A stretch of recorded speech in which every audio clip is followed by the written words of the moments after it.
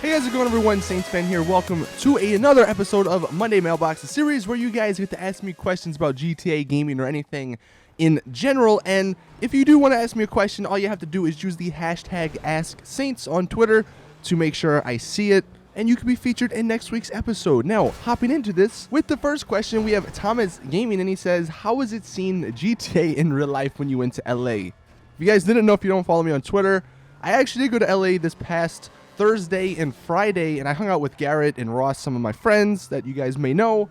It was awesome, man. Like, just seeing this stuff, like the landmarks that you always see in GTA, seeing them in real life was pretty cool. We got to go to the Santa Monica Pier, which I posted pictures on my Instagram and Twitter, which, if you don't follow me, go follow me, man. It's funny because you think since it's a video game, you know, it's not really realistic, but we went down the road that the Eclipse Towers is on, and it was right there. So, you know, it's really awesome to see that. Unfortunately, I can't tell you guys why I was in LA until this Friday, but it was really awesome, and I think you guys are really gonna like why I was there. Next question from Max Luther. He says, we are now in 2016, and there are a lot of new games coming out. Do you expect less players to play GTA Online? Here's the thing, the reason GTA Online is still so popular till this day is because there hasn't been another game that sort of knocked it off the top. Ever since it came out, the multiplayer games that have come out, you know, the last few years, they haven't really stuck around for too long. This year could change that. I mean, there's so many games. There's The Division.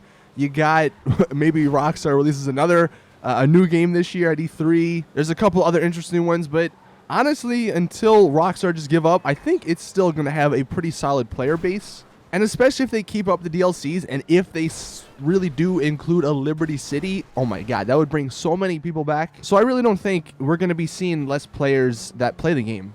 Next question from Jorge. He says, do you think the game is worth buying on PC with no intention of using mods?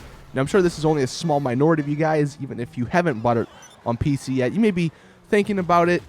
Here's the thing. If you're buying it for PC to play online, that's not a smart idea. Like, it could be fun, and Rockstar does their best to try and handle the hackers and all that, but I mean, as you're seeing in the gameplay right now, this is just a regular lobby, and there was like 4 hackers in here. I'm driving a hacked or a modded insurgent, so it's either good or bad. Sometimes the hackers will let you have fun. They'll spawn in vehicles that you normally can't get, cargo planes, and you can have a blast with that, but sometimes, and most of the time, they're little kids, and they just repeatedly kill you and all that. If you have friends, you know, it could be worth it, but just know that before going into buying it on PC, there are going to be hackers, there are going to be modders, and if you do participate in that stuff, then you will more than likely get banned for a period of time. So that's what I have to say about it. It's up to you if you want to go and dive into the PC GTA Online community. Next question from Uspico. Roderick. I'm going to call you Roderick because that's your ad name.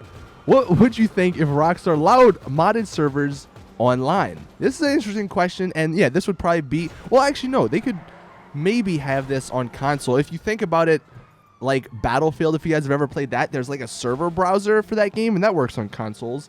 But that would be so cool. I mean, yeah, and again, this is just from a consumer point of view. This isn't from a business point of view.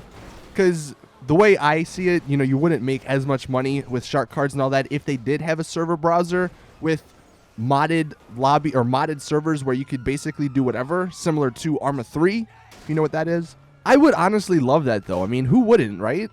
You guys hear me talk about it all the time. You could have a server for stunting. You could have a server for racing. You could have a cops and robbers server. You can have a hardcore server where there's no HUD and there's no mini-map or anything. You could have a roleplay server. You could have all these different options, and again, yeah, it wouldn't make as much money from shark cards, but there'd be so many more people playing the game, and it's really unfortunate that either Rockstar or Take-Two, they don't see that, and they don't realize, like, the potential that's there. Next question from Steve Ray.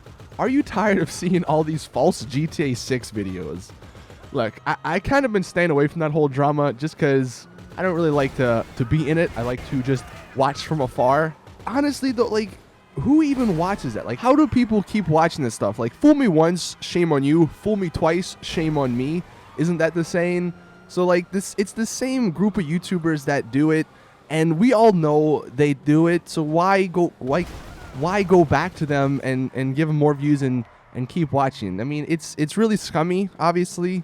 I've always had the mindset, though, you know, I'll do me, you do you. But, I mean, really, like, GTA 6, it's a shame, unfortunately. And then finally, the last question, and this is from two people here. So the first one from Cody and then the second one from Andrew. Do you think there will be something special in Lowriders 2? I mean, some new Lowriders and guns are cool, but we need more.